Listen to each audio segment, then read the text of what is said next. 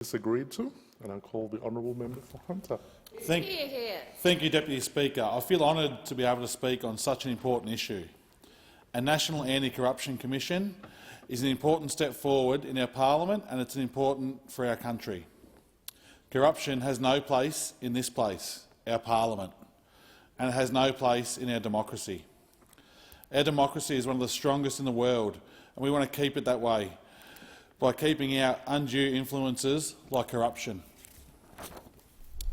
When I was walking the streets, door-knocking thousands of houses and speaking to thousands of my constituents throughout the election campaign, one thing was clear. Trust in us as elected representatives is at an all-time low. Deputy Speaker, the common theme from the discussions with blue-collar workers was that politicians are all dodgy.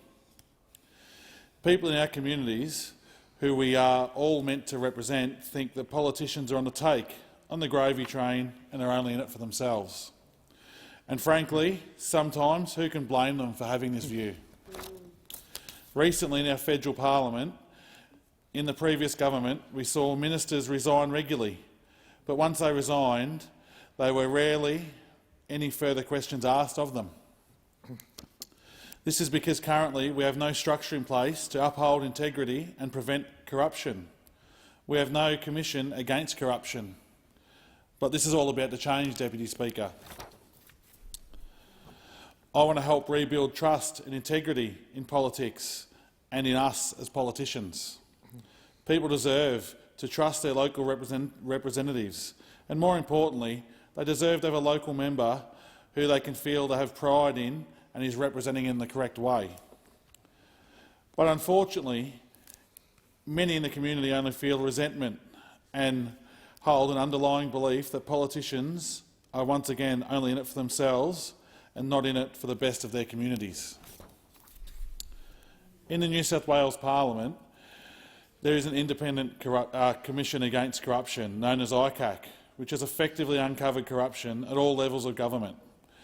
And the Hunter have seen multiple local representatives exposed by this process. Speaker, this is a system which has exposed corruption and dodgy politicians and public servants from all sides, and I personally think that's a great thing. But, Deputy Speaker, I can't help but think that the fact that there is no similar body in place at the federal level to uncover corrupt practices must offer no comfort to the community who already have a lack of trust in us as politicians. That's why our government is going to put a Commission Against Corruption in place at a federal level, and we're going to do it right.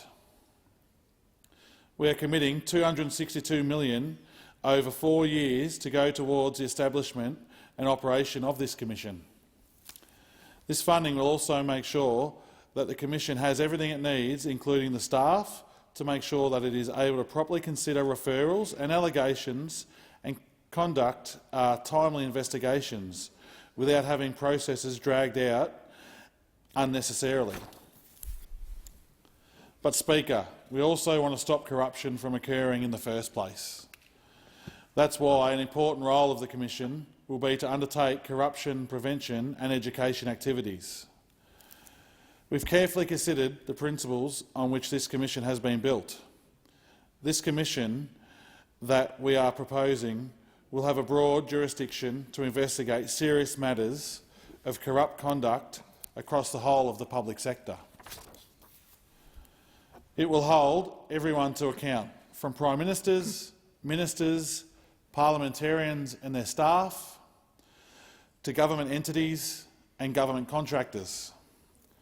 We are making sure that no one who is involved within our parliament can get away with dodgy behaviour. This Commission will be independent because we understand that to truly stamp out corruption, we as a parliament need to have limited influence. It will have discretion to commence inquiries on its own initiatives or in response to issues raised by whistleblowers or the public. Our constituents, the people we represent, should be able to bring forward any concerns that they have if they feel as though their representatives is acting in a way which may be corrupt. It is important that everyone in public life is held to account, and this commission means that the public will be able to just do that. We're also making sure that this commission has the necessary oversight it needs.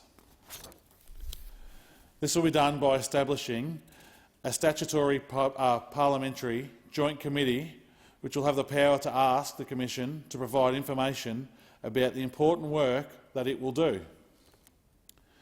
Our government is also going to do our best to right the wrongs of the past. We're giving the Commission retrospective powers so that it can look into allegations of serious or systematic corruption that occurred before, as well as after its established. Australians should not only have confidence that corruption going forward will be held to account, but they should also have comfort in knowing that any corrupt behaviour that occurred in the past will be held to justice. When there is an issue raised that is in the public interest, the public will hear about it. The Commission will be able to hold public hearings so that the community are in the loop about the issues that matter to them.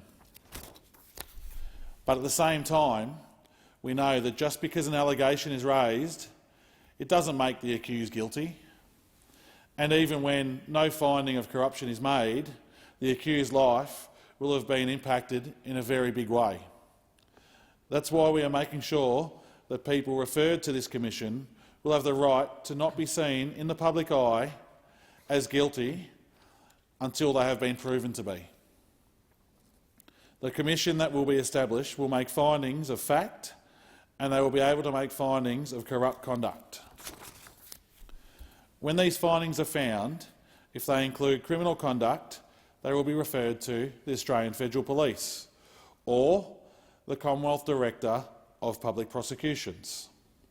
Our nation is built upon a strong legal system, and it is absolutely vital that we make sure those who have findings made against them have the right to undergo a fair trial, which they are entitled to.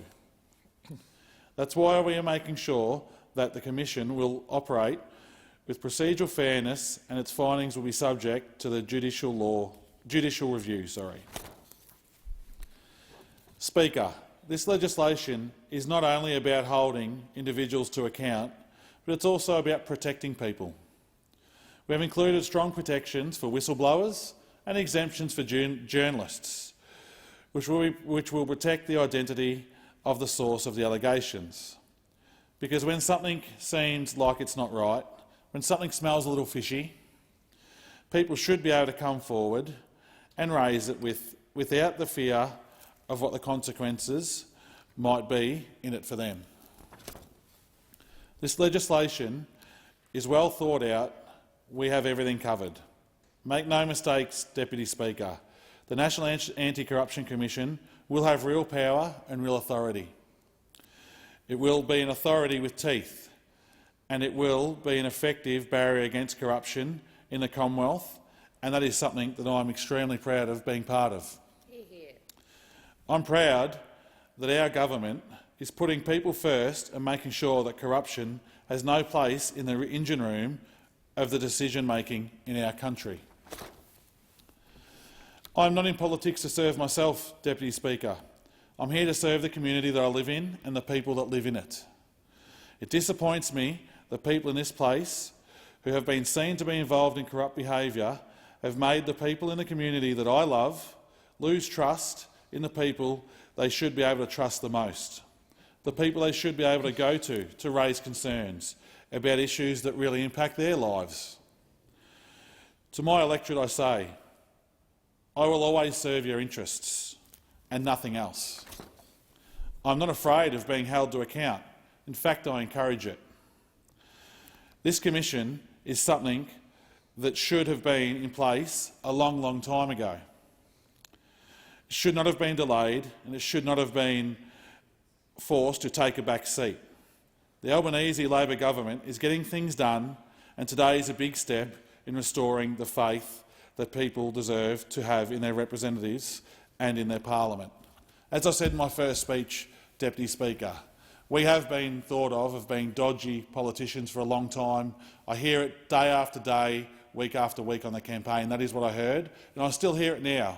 And I want to be part of a government that changes that, and I commend this bill to the House. Thank you. The question is that